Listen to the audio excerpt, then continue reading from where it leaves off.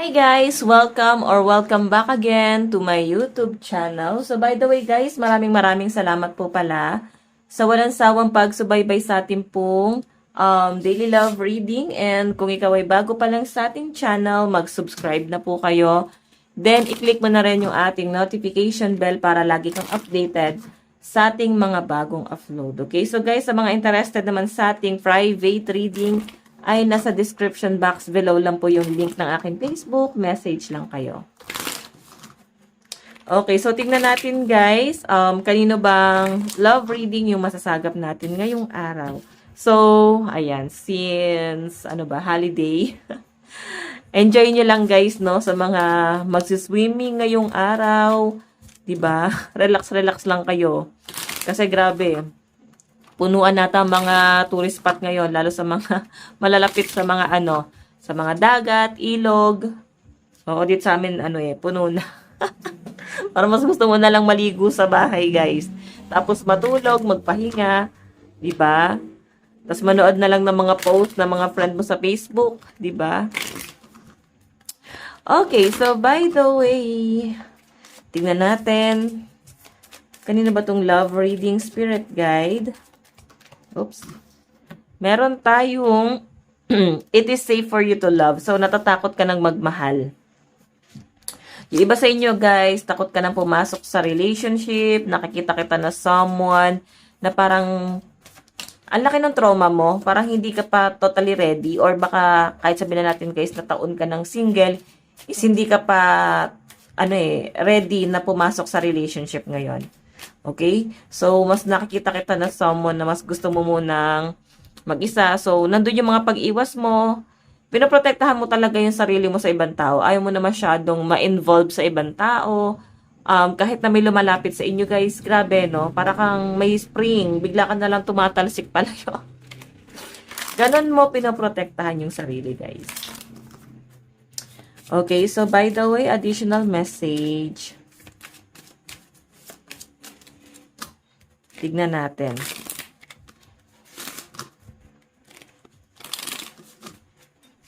Additional message. Meron tayong playfulness.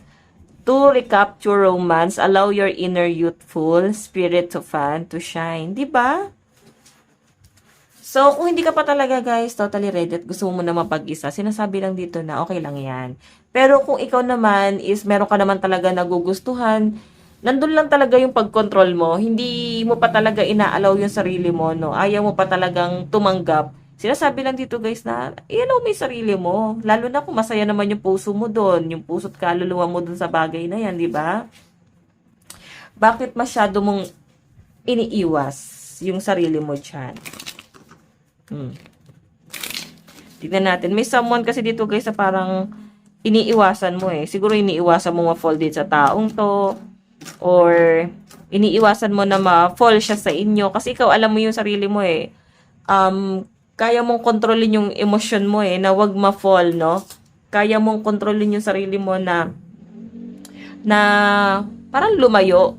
Okay? Like, hindi ka basta-basta magkagusto. Nandun lang yung parang nagkaka-crush ka lang. Pero parang hanggang dun lang guys yung nakikita ko. Okay? Hindi ka pa talaga totally ready na pumasok sa relationship. Siguro gusto mo lang yung parang nag-entertain. Gusto mo lang yung ganon. Baka gusto mo lang ng kaibigan. Or one of the boys ka ba? Or one of the girls. Ganon. Kung babae ka is talagang friendly ka lang sa mga lalaki. Kung lalaki ka naman is talagang mas malapit ka sa mga babae. Kasi pwedeng yung mga nakalakihan mo, no? Mga kasama mo sa bahay, puro babae or puro lalaki.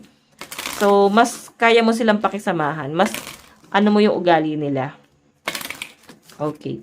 So, by the way. Okay. Additional message, spirit guide.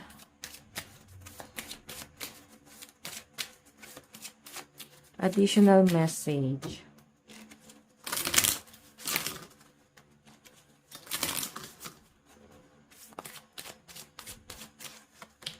Meron tayong separation. Ayun o.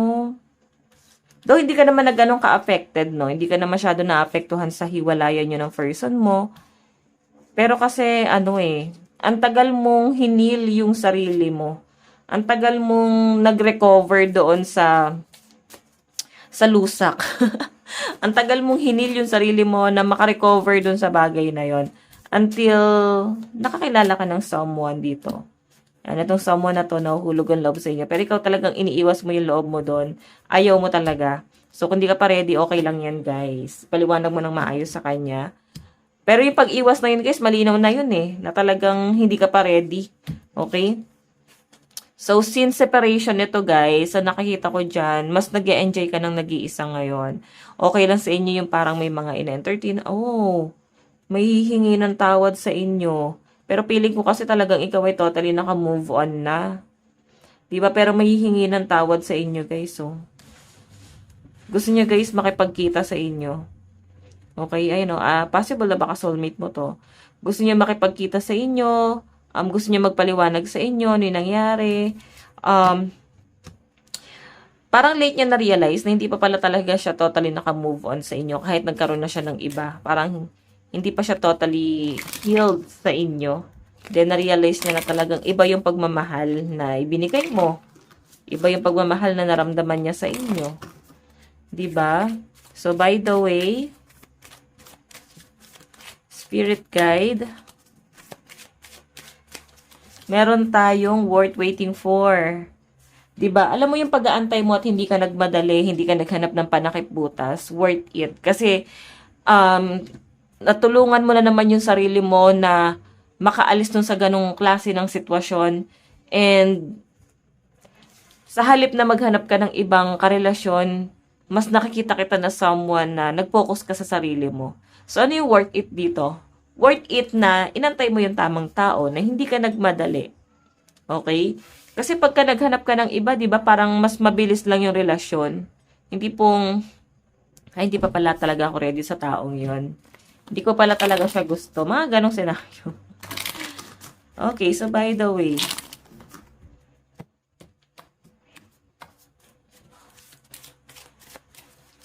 additional message.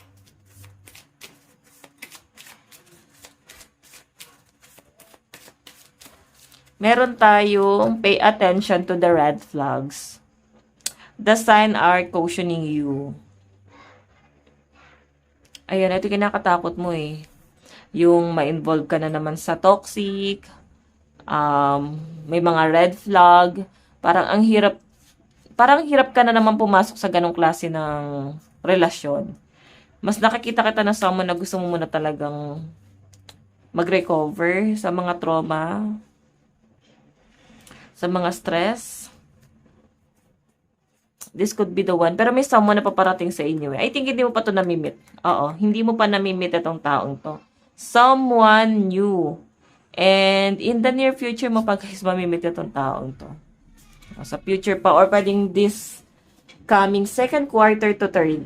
Yan, mga ganun lang guys nakikita ko. Second to third quarter ko siya nakikita na pwedeng mamit mo itong taong to. Okay? So, by the way, check pa natin. Additional message.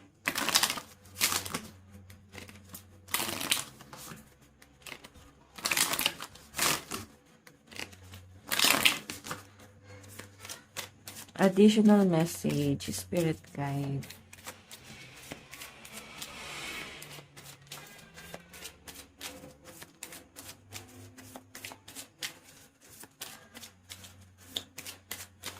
Meron tayong passion. Allow your heart and soul to sing with joy.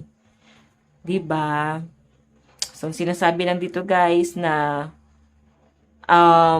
hindi mo naman kailangan ng partner ngayon para masabing masaya ka. Kasi ngayon masasabi kong masaya ka eh, kahit wala kang partner. Marami lang lumalapit sa inyo. Ayun, ang ganda mo ba? Ang gwapo mo ba? Kasi parang ang daming dumidikit sa inyo, ang daming gusto kang makilala, gusto kang i-flirt. Sobra silang na-attract sa inyo, guys. Ayun yung nasa-sense ko rito. And, eto, nahirapan silang mag-move forward sa inyo. So, kung sino man itong mga nakaka-flirt mo, after nito parang, parang kinakat. Kinakat mo rin sila agad, no? kung ikaw ay may mga ka-talking stage, siguro kaya mo talagang kontrolin yung emosyon mo na hindi ma-attach talaga. Pero ang dami nagkakagusto sa inyo, ang dami nagpaparamdam sa inyo, ayan, haba ng hair mo dyan. Okay? Nakikita kita na someone na hindi mo pa rin nahanap yung tamang tao eh. Yung tamang taong talagang mamahalin mo eh. Nakikita kita na someone na, ano ba, hindi ka pa ready?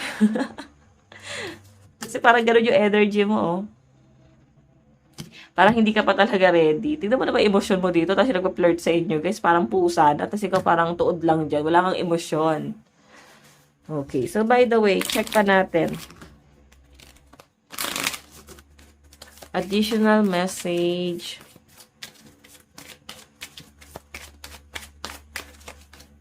O, diba? Yun na naman, guys. Okay, nakikita ko dito guys talagang itong taong to, once na makilala nyo, desidido silang i-flirt ka. Pero again, yung someone from the past, hihingi ng tawad sa inyo. Ito. Feeling ko matagal na kayo naghiwalay na itong taong to, tapos biglang nagre-reach out siya ngayon. Parang hihingi siya ng ano sa inyo, ng kapatawaran. Nasa inyo, bibigyan nyo ba ng chance na patawarin? Meron tayong express your love. Forgiving and learning. Na parang maaalala mo lang dito kung gaano ka naging sweet dun sa taong yon, kung paano mo binuhos yung buong pagmamahal mo sa kanya.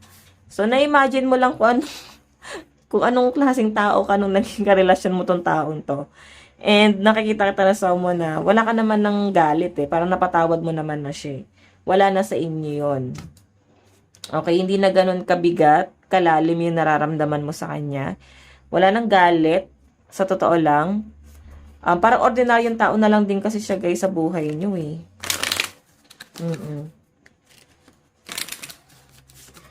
So by the way, additional message.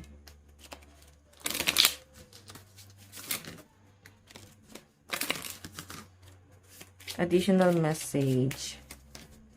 Diba? Ay no, gusto mo nang mag-self-love. Love yourself first.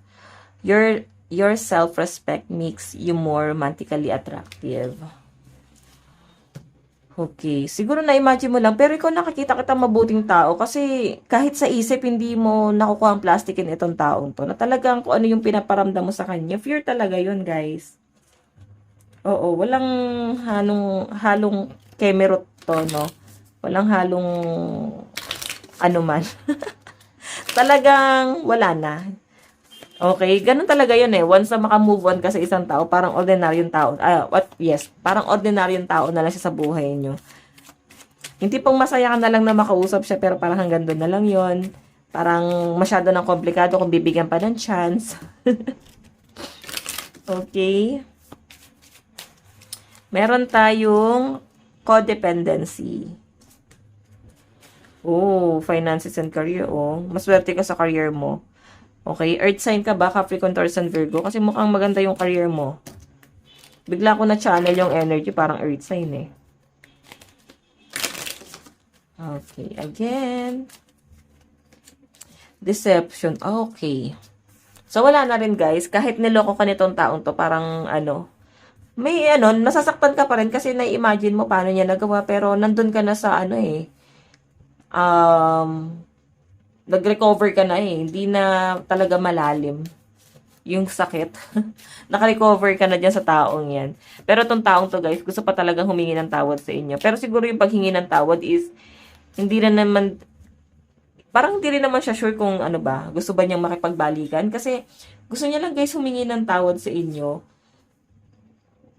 Pero aware naman siya guys na baka hindi nyo na rin naman na siya tanggapin sa buhay niyo. So, nandun na siya sa point na yun. Tanggapin mo man or hindi, okay lang. Parang ganyan. Okay. So, by the way, additional message, wedding. Naku. Nagplano. Itong person na to na para ikaw yung gusto niya pakasalan. Tapos yung mga pangako niya na yun, guys, hindi siya nangyari. Oo. Yun yung isa sa mga disappointment mo. Kasi, siya yung katangi-tanging taong nangako sa inyo, na ibibigay sa inyo stability, na ito kayo sa future. Yung mga nilolook forward niya, guys, Di ba? Hanggang sa parang nag-end na lang kayo tapos walang nangyari. Oo. So, malaking disappointment nga talaga to sa inyo, guys. Okay, so by the way, additional message. Additional message. Meron tayong moment. Gusto niya talaga makipag-meet. Gusto ka talaga niyang makita. Gusto niya makipagtagpo sa inyo, guys. Gusto ka talaga niyang makausap. Ayan, oh. Gusto ka niyang i-meet. Meron tayong challenge. Masyado lang daw, guys, challenging yung paglapit niya sa inyo ulit. Masyado ka ng guarded. Isa pa, yung mga masasakit na ginawa niya sa inyo, parang nakaka-feel siya ng hiya. Nahiya siya doon sa ginawa niya. Okay, hindi niya alam kung paano ka paano ka lalapitan.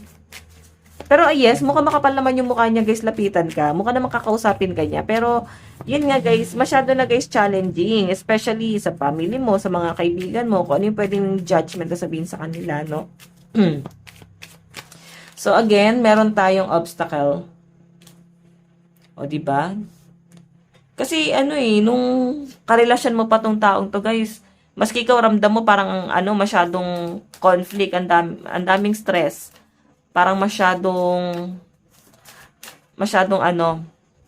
nakakapanlumo kasi ang daming nangyayaring gulo, struggle, parang against the world yung inyong relasyon. So, mararamdaman mo naman yan. Ayan, ganun yung mafe-feel niya eh. Okay, so again, meron tayong love. Love conquers all. Diba? Tinry ka naman palang ipaglaban. And I think ganun ka rin. Pinaglaban mo rin naman, pero wala eh. Natukso siya sa iba eh. Yung tipong, bakit ka kasi sumuko? Siguro inaantay niya na ipaglaban mo siya or meron ka bang gagawin? Ba't parang hindi mo siya kayang ipagtanggol? So, yun talaga yung madalas na senaryo kung bakit nag-cheat yung isang tao. Pag may ibang taong nakikialam, especially pag family, hindi kayo tanggap. Diba? Illusion, avoid the trap of mistaking a fantasy for a true soul connection. So, yun. Nabalot sa isang illusion itong partner mo. Naging dilulo lang to, no? Kung bakit siya ay, yes, na-attract po talaga sa iba. May cheating na nangyari. Okay? Kung wala naman, guys, cheating, kasi pinakita kasi may may iba eh. So, I think, pagkahiwalay nyo, nakahanap siya agad ng kapalit mo. So, yan? Parang may nakaabang na.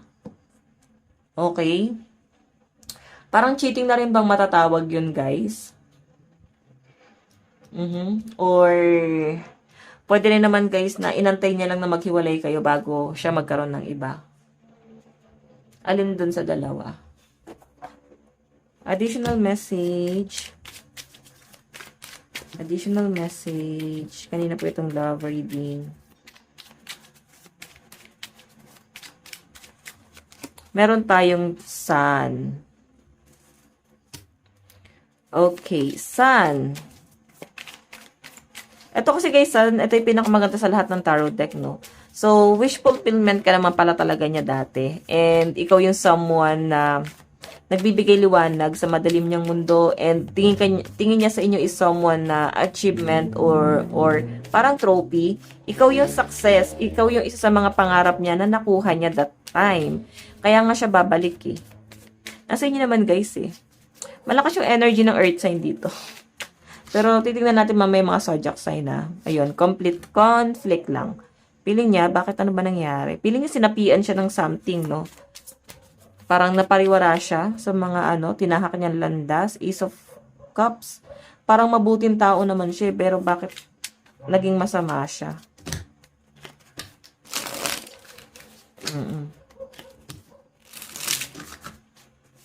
Tignan pa natin.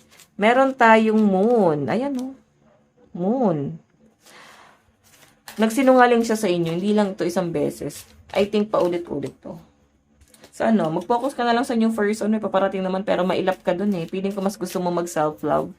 Hindi ka ready kasi masakit yung ginawa sa inyo ng past. Sa past person naman guys, nakikita ko mukhang naka-move on ka naman na dun. Hindi na ganun kalalim yung sakit na nararamdaman mo. Wala nang Wala nang bitterness.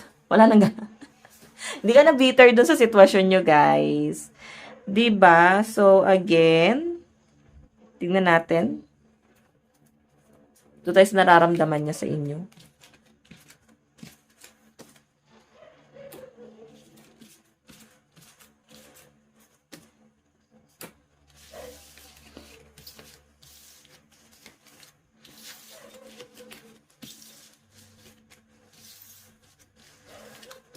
Okay. Sa person mo. Sa person mo.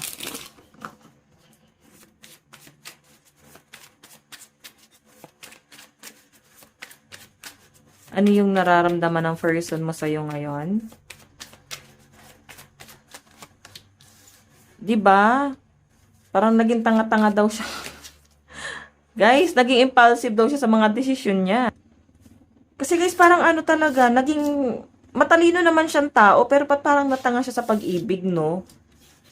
Parang hindi natingin sa kanya ng mga tao, parang ano nangyari sa kanya? Alam mo yon, yung pinakita niya kasi sa ibang tao or sa mga tao nakakakilala sa inyo na mahal ka nitong partner mo. Gustong-gusto ka talaga niya. Pero ngayon, napapaisip yung mga kakilala nyo, kahit ikaw, pag kinakausap ka nila, nangyari kay ano, bakit parang, ba't siya nalihis ng landas? Hindi naman kasi nila guys nakilala ng ganito yung partner mo, or hindi nila nabasa, hindi nila nakita na pwedeng gawin to ng partner mo, or nitong person na to. Okay? So, ang dating kasi sa akin dyan guys, parang, madaming nagulat. Kasi yung pagmamahal na ginawa sa inyo nitong taong to, kakaiba talaga yan. Pasensya na. May ano yung insekto. Okay, yan. 'Di ba? Kakaiba yung pagmamahal na ginawa niya sa inyo. Halos ibigay na sa inyo ang langit at lupa. Wag naman langit at lupa lang. Magiging wag pinapigilan ko, 'di ba? So, tingnan natin. Meron tayong 9 of Swords. 9 of Swords. 'Di ba? Yung nararamdaman niya ngayon, guys, parang ang bobo ko naman. Bakit anong ginawa ko? Ba't ako mantong dito? Yung 9 of Swords, guys, kung makikita niyo yung actual picture niyan, para yung para yung nakadapayan na sinaksak ng 9 swords. Na parang ang bigat-bigat sa kanya lahat. Parang bigla siya nahimasmasan. So parang nasa isip niya, ginayuma ba ako? Parang sinapian ng masamang espiritu. Or hindi niya na guys na-control yung isip niya Sabi nga niya dito, naging impulsive siya Meron tayong Page of Cups Naging isip bata daw talaga siya that time. Parang nag-explore, parang ipinaglaban niya talaga yung someone na mali at mas pinili niya yon. Tapos ikaw yung pinili niyang i-give up. 'Di ba? Medyo masakit ba? Sa totoo lang guys, masakit yun. Kasi ngayon parang ang tahimik mo na. Parang hindi ka na yung mapagbiro. Tahimik ka na lang. Palangiti. Paano ka niya nakikita? Paano ka nakikita ng person mo ngayon? Knight of Cups. Ace of Cups. And Ace of Pentacles. Wow! Knight of Cups Nakikita ka niya na someone na talagang mahal na mahal niya. Someone na pinapantasya niya ngayon. Someone na minahal niya naman dati at pinangakuan niya ng lahat-lahat. Parang, sa totoo lang guys, ikaw lang yung tao or naging karelasyon niya na ipinangako niya lahat. Na nagkaroon siya guys ng pangarap sa buhay. Ikaw lang yung someone na ganun. Na nagkaroon siya ng pangarap, na may mga nilook forward na siya sa future. Pero yun na nga isa sa mga disappointment niya. Hindi natuloy yung mga pangarap na yun.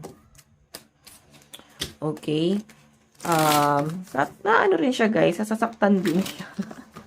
Pero huli na Kasi parang nakamove on ka na talaga Wala ka ng emosyon dito. Pero feeling ko i-analyze mo pa yan sobrang i-analyze mo kung worth it pa ba. Kasi wala kang galit na nararamdaman. Okay. Ano yung gagawing hakbang ng person mo? Ano yung magiging plano niya sa future? 7 of Pentacles, guys, mag-e-effort to. Tatrabahuin niya talaga tong relasyon nyo. O yung connection nyo, as in. Meron tayong judgment. Ayun, wala na siya pakialam kung i-judge siya ng mga tao, ano yung gagawin sa kanya ng mga tao, kung against the world kayo, sa family mo. Ang kapal na mukha niya talaga napupunta sa inyo. Kasi gusto ka talaga niyang ilaban. Ganun yung gusto niya guys ipamukha sa inyo. Or ipamukha sa lahat. Kasi talagang desidido na tong taong to na bumalik sa buhay niyo. Then ikaw parang, hey, ang awkward. Basta ganon. Parang, bahala na kayo dyan, guys. Queen of Swords maging matalino ka. Mas matalino ka sa person mo, guys. Piling ko kasi, hindi ka pa ready sa ginagawa niya Yung bigla na lang siya nagiging touchy. Hindi ka pa ready kasi, hello, parang ilang taon kayong hindi nagyakapan. Ilang taon mo siyang hindi nahawakan. Tapos bigla siya magiging touchy ng ganyan. Diba, sinasabi lang dito maging matalino ka. Okay. Tignan pa natin.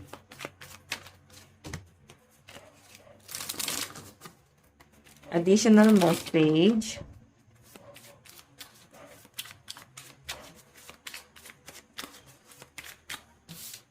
Ayan, additional message.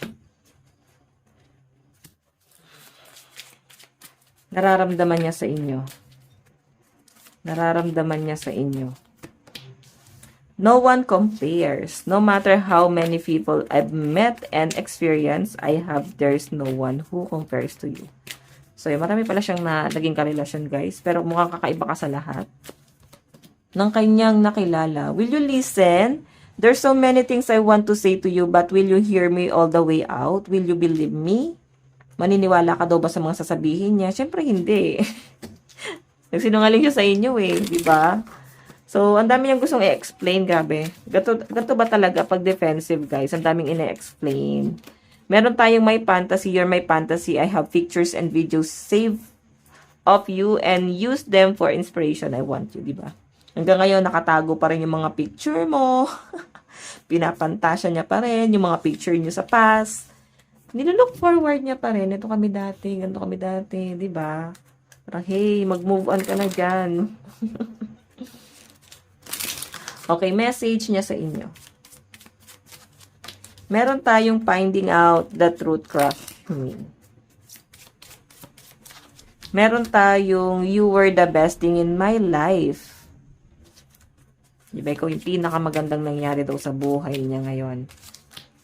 I can stop thinking about you. So, diba, simula guys ito na naghiwalay sila nung nung karelasyon niya, nagsimula na rin siya guys, isipin ka. Okay? Parang di ka na nawala sa isip niya. Zodiac sign. Meron tayong Leo, Capricorn, Sagittarius, Virgo, Scorpio, and Libra. Meron tayong Libra, Pisces, Aquarius, Gemini, Cancer, and Scorpio energy. Ayun yung mga malalakas na zodiac sign sa side ni person. Sa side mo naman, nararamdaman mo. Ten of Swords. Pinagkaisahan ka ng lahat. Kahit yung family niya, mga friends niya, parang piling mo pinagtakpan. Ba't walang nagsabi sa inyo? Ba't parang tinolerate? Ba't parang kinakampihan pa siya? Na parang ikaw yung may kasalanan? Biktima ka lang din naman. Meron tayong Hermit. So guys, yung the Hermit is parang nag-iisip-isip ka ngayon. Napag-iisip-isip mo lang. Parang kalaban nyo nga ako lahat Tapos ngayon parang ang bait-bait nyo na. Wish fulfillment ka na nilang lahat. Mapapaisip ka, bakit ka pinapahalagahan ngayon? At parang kakaiba ka na ngayon sa paningin nila. Kumukuti-kutitap ka na sa paningin nila ng mga tao sa circle ng person mo. Okay, siguro nakikita nila na talagang wala namang pagkakamali sa inyo. At yung pagkakamali ay nasa person mo. Okay, ano yung mga dapat mong gawin? The High Priestess. Tuloy ka lang dapat sa agos ng buhay sa mga pangarap mo. Okay, and 5 of Cups, guys. Ayan, tignan mo lahat ng mga regret mo. Yung lahat ng bagay na parang hindi niya, guys, na-appreciate sa inyo. Tignan mo lahat yon. The Moon. 'Di ba? Yung mga pagsisinungaling niya sa inyo bago ka maging balanse. Okay? I mean, bago mo i-grab yung opportunity ba yun?